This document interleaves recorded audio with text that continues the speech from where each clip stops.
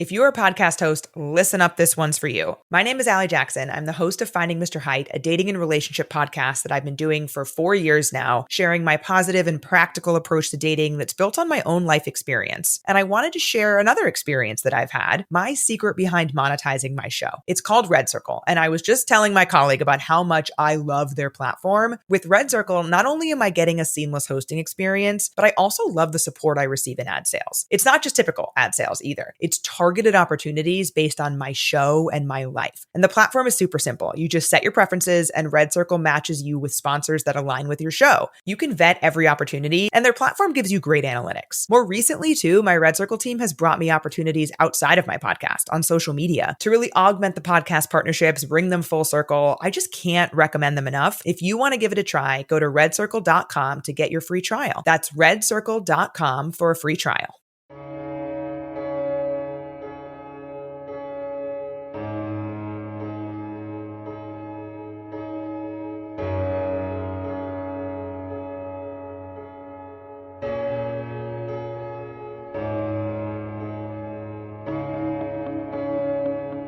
I've spent the last year incredibly focused, building, creating. In fact, I've spent my whole life building, putting countless hours into something that I believe wholeheartedly will allow me to leave this place a little better than I found it. And I'm not unique in this way, right? We all have ambitions. We all work toward positive change in our lives. It's essential. But like everything in our world, there is more there than meets the eye.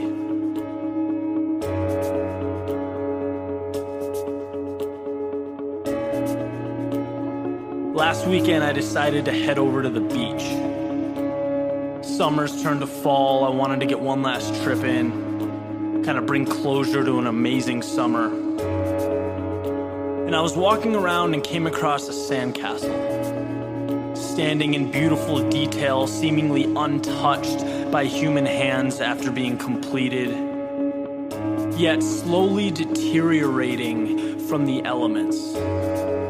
And seeing this was a little disconcerting, right? You have this natural tendency to want to preserve it and the effort that went into building it.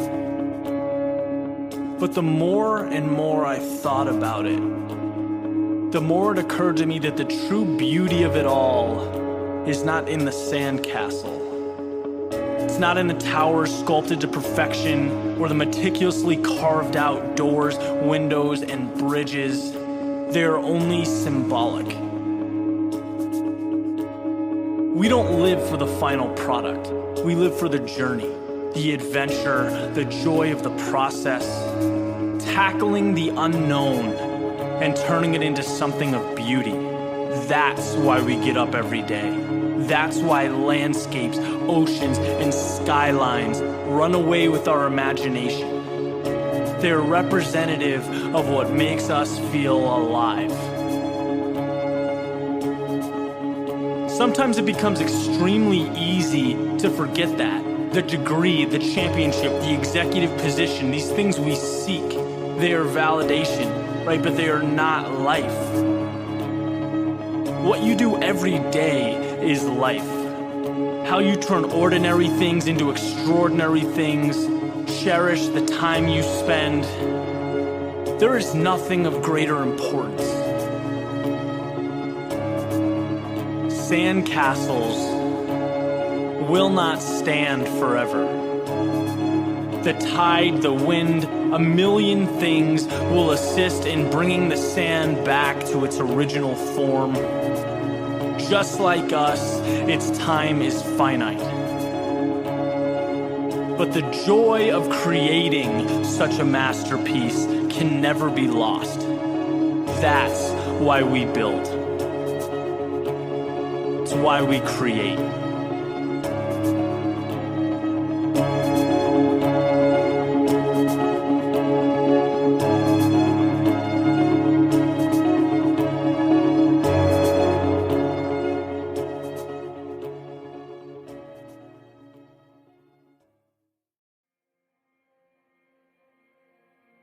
A little girl walked up to the edge of a river, took a piece of paper out of her pocket, folded it into a little boat, and pushed it out into the open water.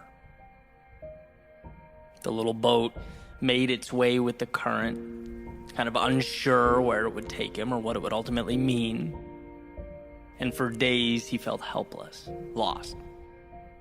Until one day a storm pushed him to the edge of the riverbank.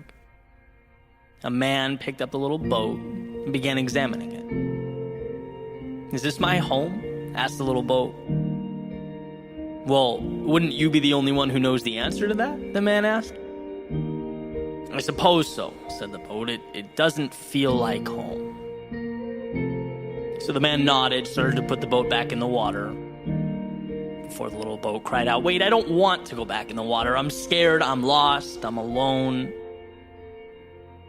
The man, with a reassuring smile, pushed the boat back out into the water and said, "Look, I've felt how you feel, and I've been where you are. I know what it's like to not know where home is, but the only way to find it is to carry on. That water is your path, and little boat, you're not alone." So the little boat kind of gathers himself, starts making his way down the river. A few more hours go by. Suddenly he runs into some plants that are popping out over the surface of the water. He realizes pretty quickly he's stuck. He can't move. The panic starts to set in. He's freaking out. He's thinking, now I'm never going to find home, right? All these terrible thoughts start going through his mind. He's screaming for help. But then he sees a mom with her son over on the shore. The child points to the little boat, says, "Mom, look, another one's stuck. We need to help it." The mom says, "No, this one will break free too, just like the last one did. Give it some time." The little boat hears them and starts thinking, wait, someone else got out of this situation? The thought never really crossed his mind that it was possible. So he takes a breath, starts rocking from side to side, building momentum. A few seconds later, the plant's grip starts to lessen. He nudges his way to the front of the brush, and sure enough, slips back into the flow of the stream. The little boy points, says, "Mom, look, the little boat got out." She says, "He sure did, baby. He just had to realize that he could." So the boat, again, collects himself, keeps making his way down the river, proud now, right? Feeling accomplished, growing into a paper boat of his own making.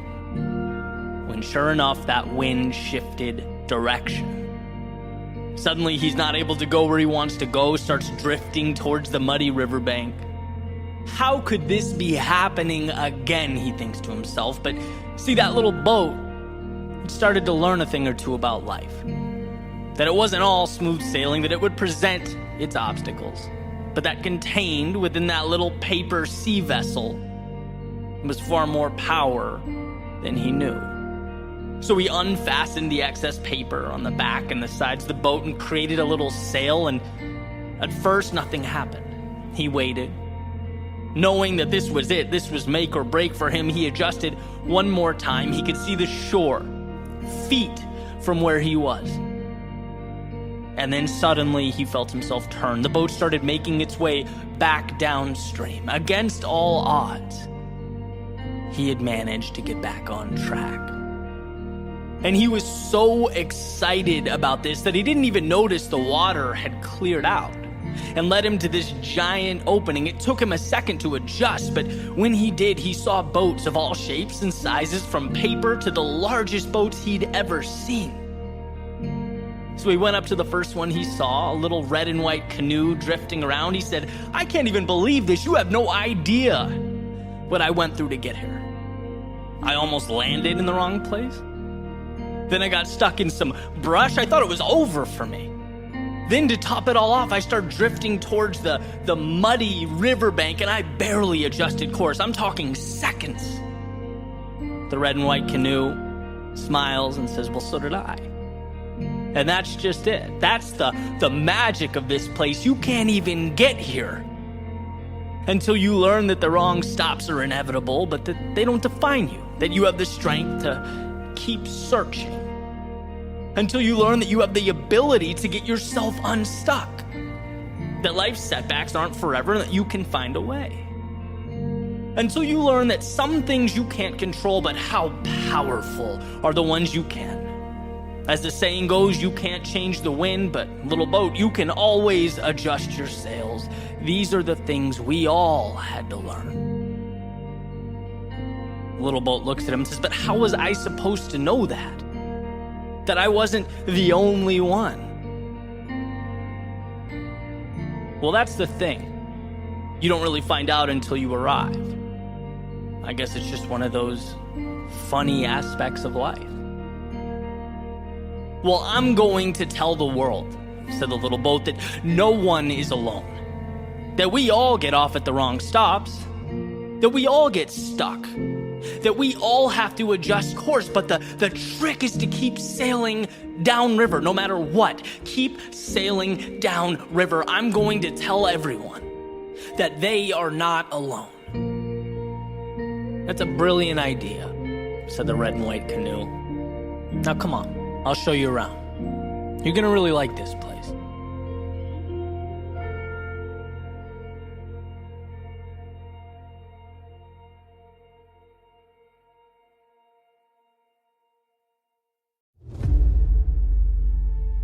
Do you ever wonder how much of you has materialized? Like if what F. Scott Fitzgerald says is true and our lives are defined by opportunity, even the ones we miss, then how much remains in the ether? And I don't think it's about playing a game of what if. That would be endless. It would be self-defeating. No one's perfect. I don't even really think it's about making a right turn instead of a left. Because as long as you're moving, and moving with conviction, life ultimately brings you where you need to be. But more, my concern is the steps never brought to pavement. My ideas unhatched, my opportunities I either knowingly or unknowingly left on the shelf. Because it didn't seem real enough. Like a Broadway play between my ears that as a spectator I knew would end. After all, that's what stories do. How much of ourselves have we cast aside as simply the things we don't say out loud? At first, it's infinite. We've yet to be taught to limit because limits aren't things, they're ideas, and ideas must be adopted. That's why they say some of life's best things were done by people too ignorant to know they were impossible, too naive of the notion that they couldn't say them out loud. Then it's comparison. They have what I want, but it was meant for them and not me. How delusional to think I could have it. How crazy to think that life has yet to be written, and I am an author. My date is with normalcy in the box where I keep those things we don't say out loud, and then we look around and we see highlight reels, we see awards and vacations and smiles, but we don't stop to think maybe they're just like me. Maybe they're people who struggle and question themselves and doubt the road ahead. No, it must be the paths diverged. They took happiness and I took those things we don't say out loud. And then there's everyday life when things don't go as planned, when the world presents curveballs and you haven't learned to hit off speed, so you feel small and you feel inadequate and ill-equipped, and you could reach out, but that's not cool, that's not right. That's something that you don't say out loud, but we keep it in, like all in, and eventually it becomes the if-onlys and I wish I hads. It's the quiet envy gazing longingly towards those who just cared less, who realize maybe life's not as serious as we make it out to be, who turn thoughts to things not by burying but by embodying them. And maybe that's the trick, to unlock the gate, keeping your perceived reality from the possibility of a new one, the one you could create if only you promoted your fleeting thoughts to forward progress. See, dreams can fail to come to fruition in two places, in your head and outside of it. But at least outside it has a chance. At least outside you can take the common, normal, everyday background and make it the backdrop to your movie, where you play a lead role. But it must be accepted and acknowledged, not thought of or even whispered, but screamed, so that the details and the trivialities that exist now work for you. That's right, they are now yours. Not because you thought about it, but because you reached out a hand and you took. You asked the world for something. And in life, it will always be true that you don't get what you do not ask for. So when you find yourself staring up a wall comprised of self-defeating narratives and manufactured limits, be ignorant, be irrational, be the reason your dreams have a chance. And when you look around and you see more and wonder why you don't have it, know that you can. You're allowed to. If you sacrifice, you will. But you must believe you are worthy of it. Not in the back of your head where you keep your locker combo and movie quotes, but in reality where words bounce off lips. And when you feel like life is treating you unfairly, like they're happier or have it better, know that life is peaks and valleys, not just for you, but for everyone. And how you internalize that and carry on makes the difference. And when you feel lost or stuck, you are not hopeless, but in progress. Being broken down so that you can be reconstructed, stronger, better. Victory is not in hiding those struggles, but accepting them as the difference, as the reason you created the miraculous. Not because you had dreams, because you said them out loud.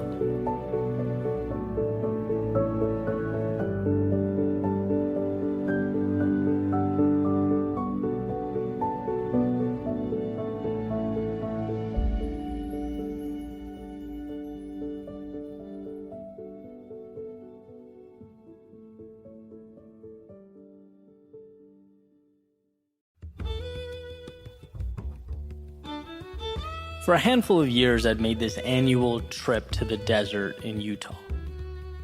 And I'd take some time to be solo to clear my head, leave my phone in the cabin, which didn't have service anyway. I'd grab a backpack with some food, my camera, and I'd just go exploring. From the time the sun came up to the time it went down, I'd follow trails through the canyons, climb over rocks, wedge myself between boulders, traverse open fields. I would get lost in something so far outside the realm of my standard day-to-day that life, well, it didn't feel like life. It felt surreal. One day I was out there, and I guess I got kind of carried away making a running video. I looked down at the map as the sun was setting and realized I was miles from the car. In the desert.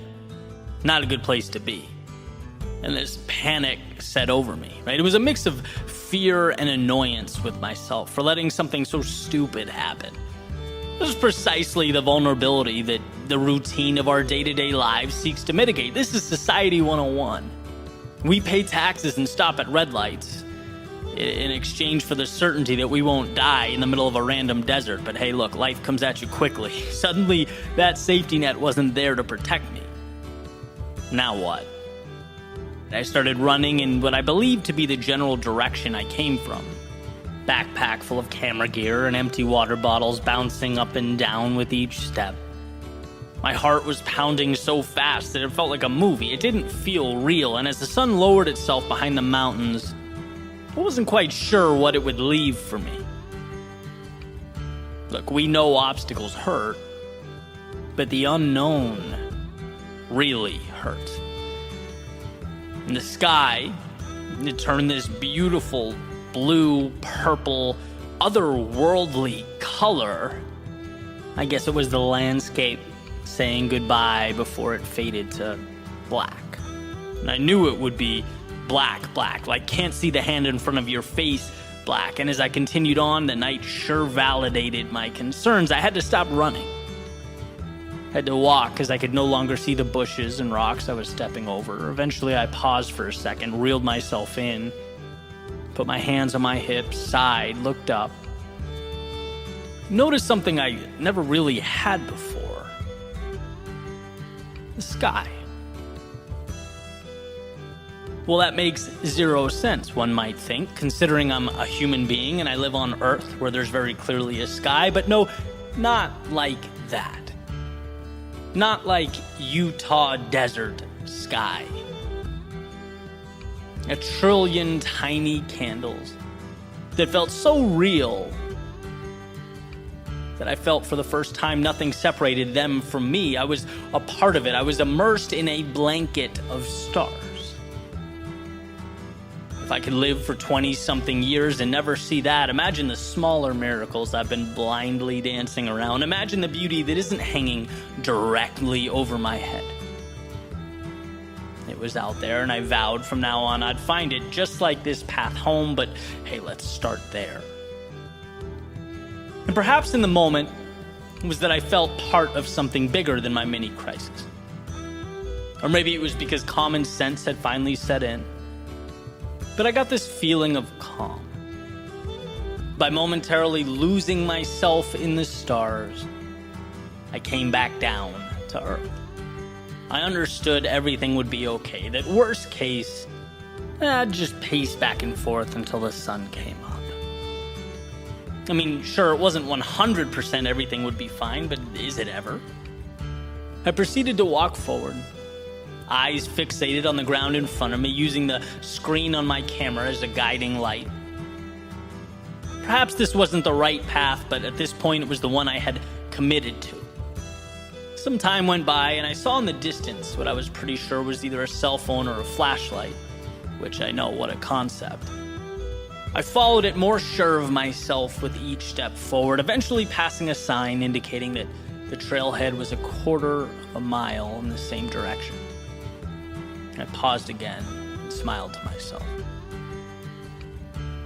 Ultimately, I found the parking lot, hopped in the car, just as the odds suggested I would, and I departed for my mini adventure.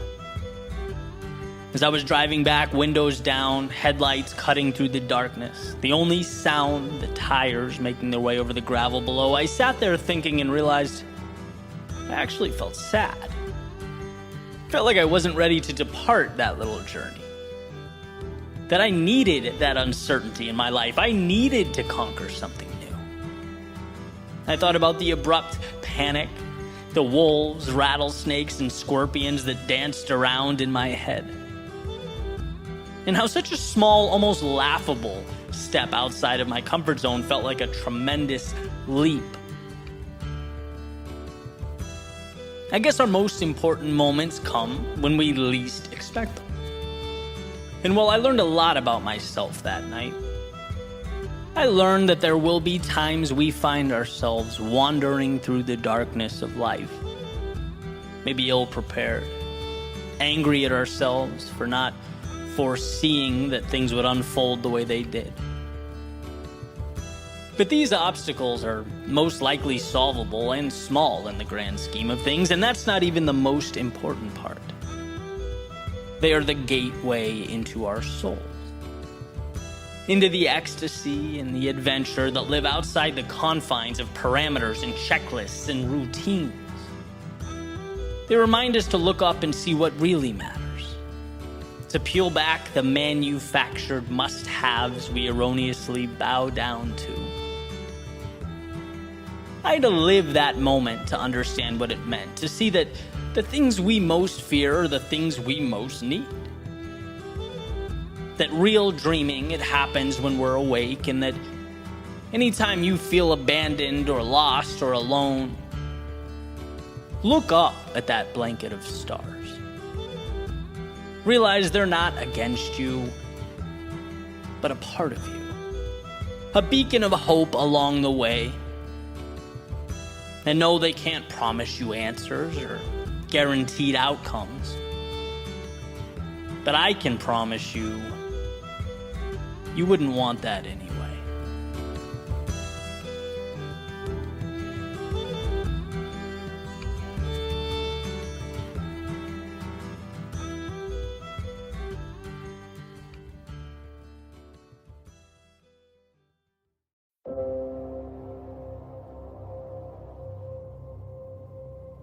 Sometimes when you don't know where you're going, the best thing to do is go there.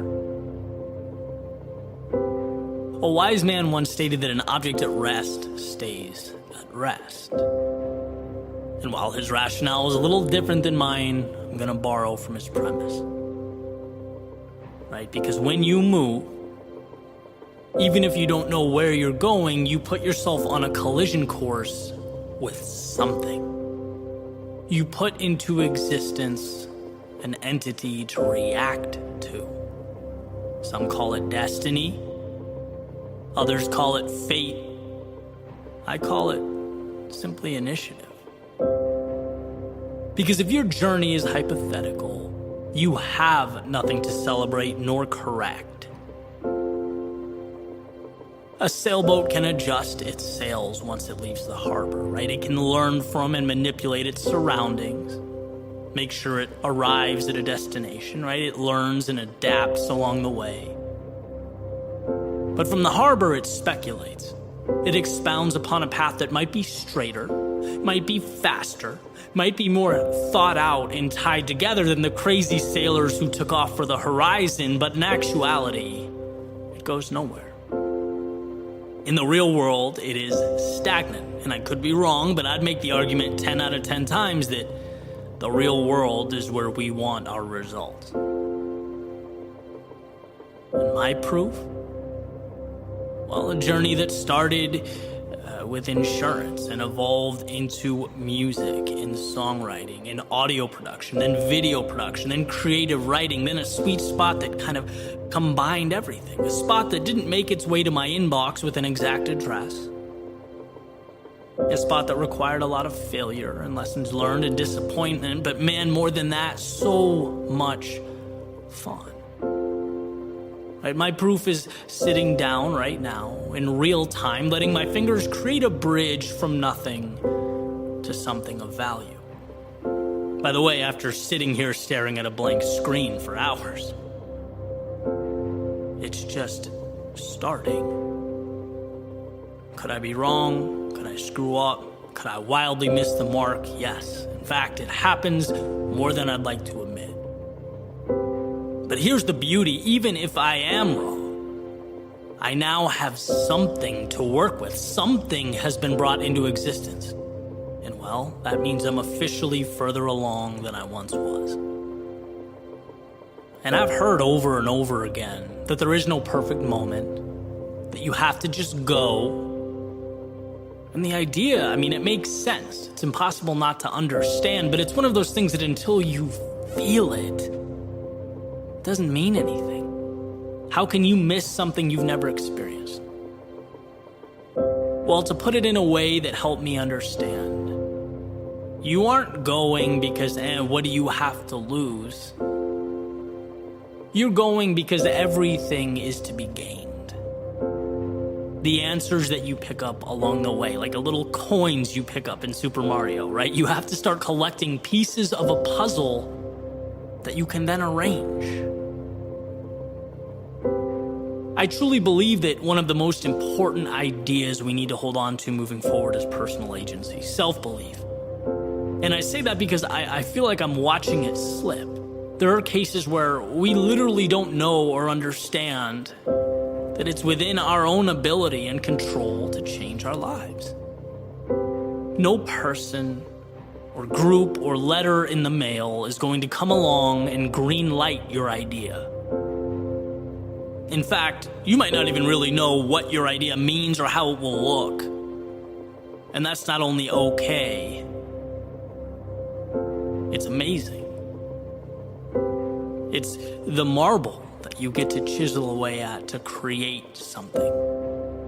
See, life is not the perfect execution of a plan. Life is the courage to make your way into a world that no one really understands or knows anything about. And I'm not talking physics or biology or quantum mechanics. I'm talking about the real life that is emergent from those areas of study, right? There is no perfect formula for happiness.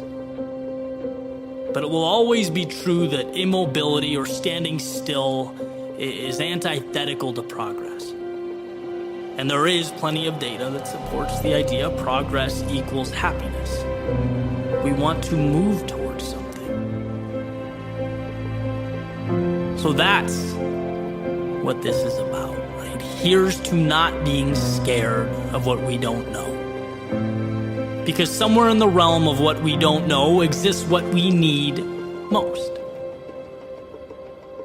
So yeah, stop waiting for the perfect moment. And yes, begin. But not because it's an ultimatum. Do it because the things that make life fun and intriguing and exciting and ultimately worthwhile, they live on the other side of your front door.